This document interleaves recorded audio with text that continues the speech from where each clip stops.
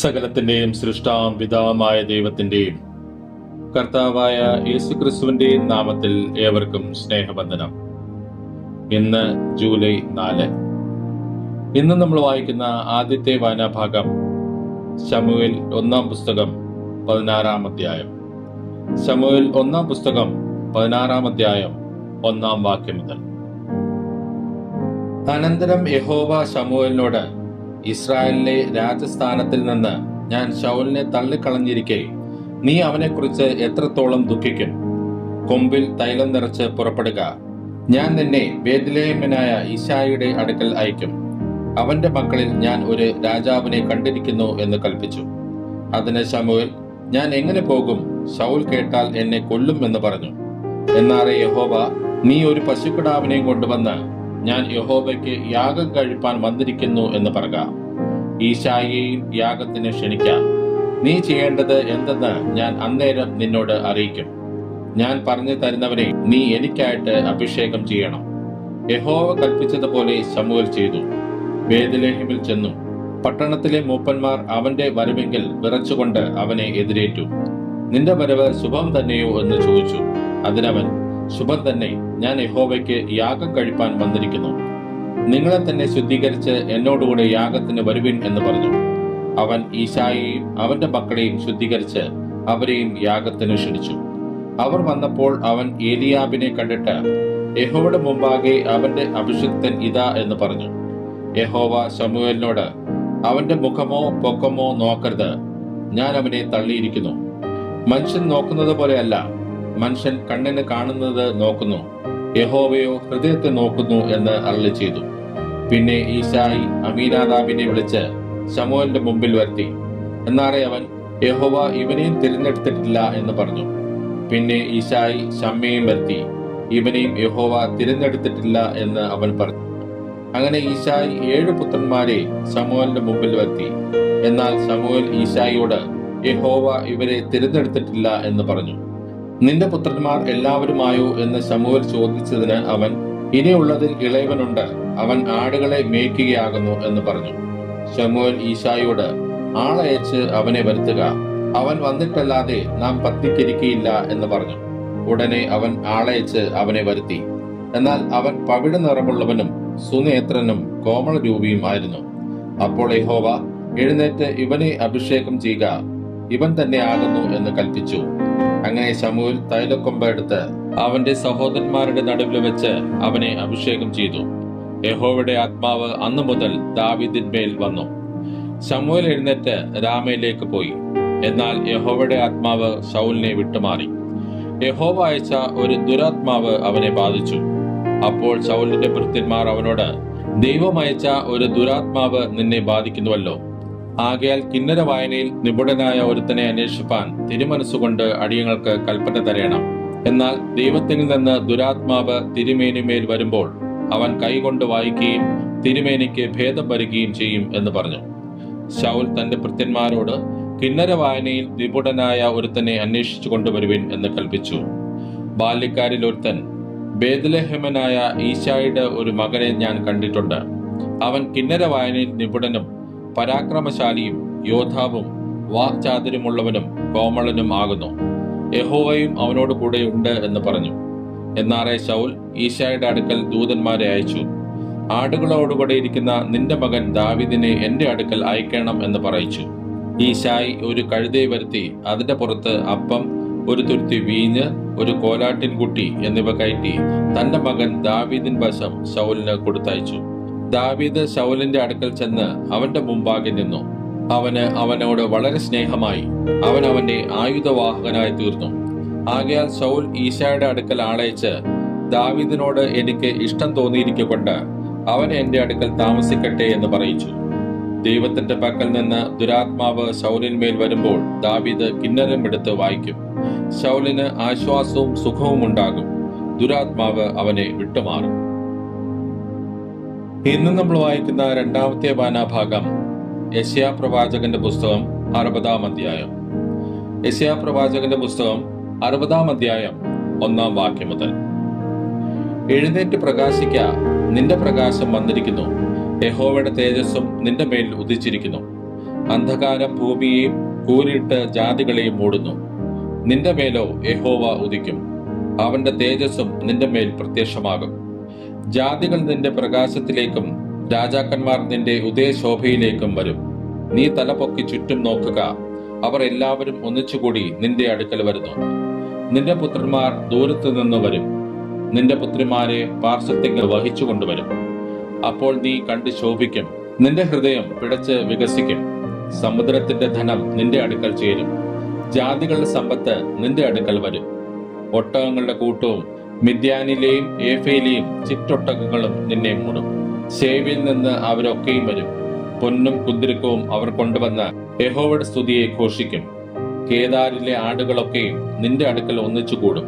നെബായോത്തിലെ മുട്ടാടുകൾ നിനക്ക് ശുശ്രൂഷ ചെയ്യും. അവ പ്രസാദമുള്ള യാഗമായി എന്റെ പീഠത്തിന്മേൽ വരും. അങ്ങനെ ഞാൻ എന്റെ മഹത്വമുള്ള ആലയത്തെ മഹത്വപ്പെടുത്തും. മേഘം പോലെയും തങ്ങളുടെ കിളിവാതിലുകളിലേക്ക് പ്രാവുകളെ പോലെയും പറന്നു വരുന്ന ഇവർ ആർ? ദൂരത്ത് നിന്ന് നിന്റെ മക്കളെ അവരുടെ പൊന്നും വെള്ളിയുമായി നിന്റെ ദൈവമായ യഹോവയുടെ നാമത്തിനും അവൻ നിന്നെ മഹത്വപ്പെടുത്തിയിരിക്കൊണ്ട് ഇസ്രായേലിന്റെ പരിശുദ്ധനും കൊണ്ടുവരേണ്ടതിന് ദ്വീപുവാസികളും തർശീസ് കപ്പലുകൾ ആദ്യമായും എനിക്കായി കാത്തിരിക്കുന്നു. അന്യജാതിക്കാർ നിന്റെ മതിലുകളെ പണിയും, അവരുടെ രാജാക്കന്മാർ നിനക്ക് ശുശ്രൂഷ ചെയ്യും. എന്റെ ക്രോധത്തിൽ ഞാൻ നിന്നെ അടിച്ചു, എങ്കിലും എന്റെ പ്രീതിയിൽ എനിക്ക് നിന്നോട് കരുണ തോന്നും. ജാതികളുടെ സമ്പത്തിനെയും യാത്രാസംഘത്തിൽ അവരുടെ രാജാക്കന്മാരെയും നിന്റെ അടുക്കൽ കൊണ്ടുവരേണ്ടതിന് നിന്റെ വാതിലുകൾ രാവും പകലും അടയ്ക്കപ്പെടാതെ എല്ലായ്പ്പോഴും തുറന്നിരിക്കും. നിന്നെ സേവിക്കാത്ത ജാതിയും രാജ്യവും നശിച്ചു പോകും. ആ ജാതികൾ അശേഷം ശൂന്യമായി പോകും. എന്റെ വിശുദ്ധ മന്ദിരമുള്ള സ്ഥലത്തിന് ഭംഗി വരുത്തുവാനായി ലെബാനോന്റെ മഹത്വവും സരളവൃക്ഷവും പൈനും പുന്നയും ഒരുപോലെ നിന്റെ അടുക്കൽ വരും. അങ്ങനെ ഞാൻ എന്റെ പാദസ്ഥാനത്തെ മഹത്വീകരിക്കും. നിന്നെ ക്ലേശിപ്പിക്കുന്നവരുടെ പുത്രന്മാർ നിന്റെ അടുക്കൽ വണങ്ങിക്കൊണ്ടുവരും. നിന്നെ നിന്ദിച്ചവരൊക്കെയും നിന്റെ കാൽ പിടിച്ച് നമസ്കരിക്കും. അവർ നിന്നെ യഹോവയുടെ നഗരം എന്നും ഇസ്രായേലിൻ പരിശുദ്ധന്റെ സിയോൻ എന്നും വിളിക്കും. ആരും കടന്നു പോകാതെ വണ്ണം നീ നിർജ്ജനവും ദ്വേഷവിഷയവും ആയിരുന്നതിന് പകരം ഞാൻ നിന്നെ നിത്യമാഹാത്മ്യവും തലമുറ തലമുറയായുള്ള ആനന്ദവും ആക്കി തീർക്കും. നീ ജാതികളുടെ പാൽ കുടിക്കും, രാജാക്കന്മാരുടെ മുല കുടിക്കും. യഹോവയായ ഞാൻ നിന്റെ രക്ഷകനെന്നും യാക്കോബിന്റെ വല്ലവൻ നിന്റെ വീണ്ടെടുപ്പുകാരൻ എന്നും നീ അറിയും. ഞാൻ താമ്രത്തിന് പകരം സ്വർണം വരുത്തും, ഇരുമ്പിന് പകരം വെള്ളിയും, മരത്തിന് പകരം താമ്രവും, കല്ലിന് പകരം ഇരുമ്പും വരുത്തും. ഞാൻ സമാധാനത്തെ നിനക്ക് നായകന്മാരും നീതിയെ നിനക്ക് അധിപതിമാരും ആക്കും. ഇനി നിന്റെ ദേശത്ത് സാഹസവും നിന്റെ അതിനകത്ത് ശൂന്യവും നാശവും കേൾക്കയില്ല. നിന്റെ മതിലുകൾക്ക് രക്ഷ എന്നും നിന്റെ വാതിലുകൾക്ക് സ്തുതി എന്നും നീ പേർ പറയും. ഇനി പകൽ നേരത്ത് നിന്റെ വെളിച്ചം സൂര്യനല്ല, നിനക്ക് നിലാവെട്ടം തരുന്നത് ചന്ദ്രനുമല്ല. യഹോവ നിനക്ക് നിത്യപ്രകാശവും നിന്റെ ദൈവം നിന്റെ തേജസ്സും ആകുന്നു. നിന്റെ സൂര്യൻ ഇനി അസ്തമിക്കയില്ല, നിന്റെ ചന്ദ്രൻ മറഞ്ഞു പോകുകയുമില്ല. യഹോവ നിന്റെ നിത്യപ്രകാശമായിരിക്കും. നിന്റെ ദുഃഖകാലം തീർന്നു പോകും, നിന്റെ ജനമൊക്കെയും നീതിമാന്മാരാകും. ഞാൻ മഹത്വപ്പെടേണ്ടതിന് എന്റെ നടുതലയുടെ മുളയും എന്റെ കൈകളുടെ പ്രവൃത്തിയുമായിട്ട് അവർ ദേശത്തെ സദാകാലത്തേക്ക് കൈവശമാക്കും. കുറഞ്ഞവൻ ആയിരവും ചെറിയവൻ മഹാജാതിയും ആയിത്തീരും. യഹോവയായ ഞാൻ തക്ക സമയത്ത് അതിനെ ശീഘ്രമായി നിവർത്തിക്കും. ഇന്ന് നമ്മൾ വായിക്കുന്ന മൂന്നാമത്തെ വായനാഭാഗം മത്തായി എഴുതിയ സുവിശേഷം 5-ാം അധ്യായം. മത്തായി എഴുതിയ സുവിശേഷം 5-ാം അധ്യായം 1-ാം വാക്യം മുതൽ. അവൻ പുരുഷാരത്തെ കണ്ടാരെ മലമേൽ കയറി. അവൻ ഇരുന്ന ശേഷം ശിഷ്യന്മാർ അടുക്കൽ വന്നു. അവൻ തിരുവായി മൊഴിഞ്ഞ് അവരോട് ഉപദേശിച്ചതെന്നാൽ, ആത്മാവിൽ ദരിദ്രരായവർ ഭാഗ്യവാന്മാർ, സ്വർഗരാജ്യം അവർക്കുള്ളത്. ദുഃഖിക്കുന്നവർ ഭാഗ്യവാന്മാർ, അവർക്ക് ആശ്വാസം ലഭിക്കും. സൗമ്യതയുള്ളവർ ഭാഗ്യവാന്മാർ, അവർ ഭൂമിയെ അവകാശമാക്കും. നീതിക്ക് വിശന്ന് ദാഹിക്കുന്നവർ ഭാഗ്യവാന്മാർ, അവർക്ക് തൃപ്തി വരും. കരുണയുള്ളവർ ഭാഗ്യവാന്മാർ, അവർക്ക് കരുണ ലഭിക്കും. ഹൃദയശുദ്ധിയുള്ളവർ ഭാഗ്യവാന്മാർ, അവർ ദൈവത്തെ കാണും. സമാധാനം ഉണ്ടാക്കുന്നവർ ഭാഗ്യവാന്മാർ, അവർ ദൈവത്തിന്റെ പുത്രന്മാർ എന്ന് വിളിക്കപ്പെടും. നീതി നിമിത്തം ഉപദ്രവിക്കപ്പെടുന്നവർ ഭാഗ്യവാന്മാർ, സ്വർഗരാജ്യം അവർക്കുള്ളത്. എന്റെ നിമിത്തം നിങ്ങളെ പഴിക്കുകയും ഉപദ്രവിക്കുകയും നിങ്ങളെ കൊണ്ട് എല്ലാ തിന്മയും കളവായി പറയുകയും ചെയ്യുമ്പോൾ നിങ്ങൾ ഭാഗ്യവാന്മാർ.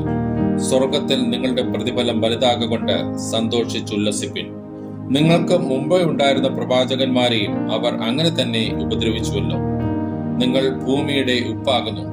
ഉപ്പ് കാരമില്ലാതെ പോയാൽ അതിന് എന്തോന്നുകൊണ്ട് രസം വരുത്താം? പുറത്തു കളഞ്ഞിട്ട് മനുഷ്യർ ചവിട്ടുവാനല്ലാതെ മറ്റൊന്നിനും പിന്നെ കൊള്ളുന്നതല്ല. നിങ്ങൾ ലോകത്തിന്റെ വെളിച്ചമാകുന്നു. മലമേലിരിക്കുന്ന പട്ടണം മറഞ്ഞിരിപ്പാൻ പാടില്ല. വിളക്ക് കത്തിച്ച് പറയിൻ കീഴല്ല, തണ്ടിന്മേലത്രേ വെക്കുന്നത്. അപ്പോൾ അത് വീട്ടിലുള്ള എല്ലാവർക്കും പ്രകാശിക്കുന്നു. അങ്ങനെ തന്നെ മനുഷ്യർ നിങ്ങളുടെ നല്ല പ്രവൃത്തികളെ കണ്ട് സ്വർഗസ്നായ നിങ്ങളുടെ പിതാവിനെ മഹത്വപ്പെടുത്തേണ്ടതിന് നിങ്ങളുടെ വെളിച്ചം അവരുടെ മുമ്പിൽ പ്രകാശിക്കട്ടെ. ഞാൻ ന്യായപ്രമാണത്തെയോ പ്രവാചകന്മാരെയോ നീക്കേണ്ടതിന് വന്നു എന്ന് നിരൂപിക്കരുത്. നീക്കുവാനല്ല, നിവർത്തിപ്പാനത്രേ ഞാൻ വന്നത്. സത്യമായിട്ട് ഞാൻ നിങ്ങളോട് പറയുന്നു, ആകാശവും ഭൂമിയും ഒഴിഞ്ഞു പോകും വരെ സകലവും നിവൃത്തിയാകുവോളം ന്യായപ്രമാണത്തിൽ നിന്ന് ഒരു വള്ളിയെങ്കിലും പുള്ളിയെങ്കിലും ഒരു നാളും ഒഴിഞ്ഞു പോകുകയില്ല. ആകയാൽ ഈ ഏറ്റവും ചെറിയ കൽപ്പനകളിൽ ഒന്ന് അഴിക്കുകയും മനുഷ്യരെ അങ്ങനെ പഠിപ്പിക്കുകയും ചെയ്യുന്നവൻ സ്വർഗരാജ്യത്തിൽ ഏറ്റവും ചെറിയവനെന്ന് വിളിക്കപ്പെടും. അവയെ ആചരിക്കുകയും പഠിപ്പിക്കുകയും ചെയ്യുന്നവനോ സ്വർഗരാജ്യത്തിൽ വലിയവൻ എന്ന് വിളിക്കപ്പെടും. നിങ്ങളുടെ നീതി ശാസ്ത്രിമാരുടെയും പരീശന്മാരുടെയും നീതിയെ കവിയുന്നില്ലെങ്കിൽ നിങ്ങൾ സ്വർഗരാജ്യത്തിൽ കടക്കയില്ല എന്ന് ഞാൻ നിങ്ങളോട് പറയുന്നു. കൊല ചെയ്യരുത് എന്നും ആരെങ്കിലും കൊല ചെയ്താൽ ന്യായവിധിക്ക് യോഗ്യനാകുമെന്നും പൂർവന്മാരോട് അരുളി ചെയ്തത് നിങ്ങൾ കേട്ടിട്ടുണ്ടല്ലോ. ഞാനോ നിങ്ങളോട് പറയുന്നത്, സഹോദരനോട് കോപിക്കുന്നവനെല്ലാം ന്യായവിധിക്ക് യോഗ്യനാകും.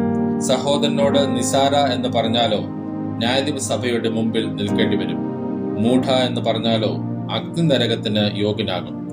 ആകയാൽ നിന്റെ വഴിപാട് യാഗപീഠത്തിങ്കൽ കൊണ്ടുവരുമ്പോൾ സഹോദരന് നിന്റെ നേരെ വല്ലതും ഉണ്ടെന്ന് അവിടെ വെച്ച് ഓർമ്മ വന്നാൽ നിന്റെ വഴിപാട് അവിടെ യാഗപീഠത്തിന്റെ മുമ്പിൽ വെച്ചേച്ച് ഒന്നാമത് ചെന്ന് സഹോദരനോട് നിരന്നുകൊള്ളുക.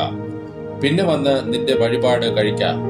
നിന്റെ പ്രതിയോഗിയോടുകൂടെ വഴിയിലുള്ളപ്പോൾ തന്നെ വേഗത്തിൽ അവനോട് ഇണങ്ങിക്കൊള്ളുക. അല്ലാഞ്ഞാൽ പ്രതിയോഗി നിന്നെ ന്യായാധിപനും ന്യായാധിപൻ ചേവകനും ഏൽപ്പിച്ചിട്ട് നീ തടവിൽ ആയിപ്പോകും. ഒടുവിലത്തെ കാശ് പോലും കൊടുത്തു തീരുവോളം നീ അവിടെ നിന്ന് പുറത്തു വരികയില്ല എന്ന് ഞാൻ സത്യമായിട്ട് നിന്നോട് പറയുന്നു. വ്യഭിചാരം ചെയ്യരുത് എന്ന് അരുളി ചെയ്തത് നിങ്ങൾ കേട്ടിട്ടുണ്ടല്ലോ. ഞാനോ നിങ്ങളോട് പറയുന്നത്, സ്ത്രീയെ മോഹിക്കേണ്ടതിന് അവളെ നോക്കുന്നവനെല്ലാം ഹൃദയം കൊണ്ട് അവളോട് വ്യഭിചാരം ചെയ്തു പോയി. എന്നാൽ വലം കണ്ട് നിനക്ക് ഇടർച്ച വരുത്തുന്നുവെങ്കിൽ അതിനെ ചൂന്നെടുത്ത് എറിഞ്ഞുകളക. നിന്റെ ശരീരം മുഴുവനും നരകത്തിൽ വീഴുന്നതിനേക്കാൾ നിന്റെ അവയവങ്ങളിൽ ഒന്ന് നശിക്കുന്നത് നിനക്ക് പ്രയോജനമത്രേ. വലങ്കൈ നിനക്ക് ഇടർച്ച വരുത്തുന്നുവെങ്കിൽ അതിനെ വെട്ടി എറിഞ്ഞുകളക. നിന്റെ ശരീരം മുഴുവനും നരകത്തിൽ പോകുന്നതിനേക്കാൾ അവയവങ്ങളിൽ ഒന്ന് നശിക്കുന്നത് നിനക്ക് പ്രയോജനമത്രേ. ആരെങ്കിലും ഭാര്യയെ ഉപേക്ഷിച്ചാൽ അവൾക്ക് ഉപേക്ഷണ പത്രം കൊടുക്കട്ടെ എന്നും അരുളി ചെയ്തിട്ടുണ്ടല്ലോ. ഞാനോ നിങ്ങളോട് പറയുന്നത്, പരസംഗം ഹേതുവായിട്ടല്ലാതെ ഭാര്യയെ ഉപേക്ഷിക്കുന്നവനെല്ലാം അവളെ കൊണ്ട് വ്യഭിചാരം ചെയ്യിക്കുന്നു.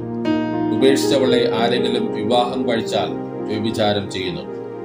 കള്ളസത്യം ചെയ്യരുത് എന്നും സത്യം ചെയ്തത് കർത്താവിന് നിവർത്തിക്കണമെന്നും പൂർവന്മാരോട് അരുളി ചെയ്തത് നിങ്ങൾ കേട്ടിട്ടുണ്ടല്ലോ. ഞാനോ നിങ്ങളോട് പറയുന്നത്, അശേഷം സത്യം ചെയ്യരുത്. സ്വർഗത്തെ കൊണ്ടരുത്, അത് ദൈവത്തിന്റെ സിംഹാസനം.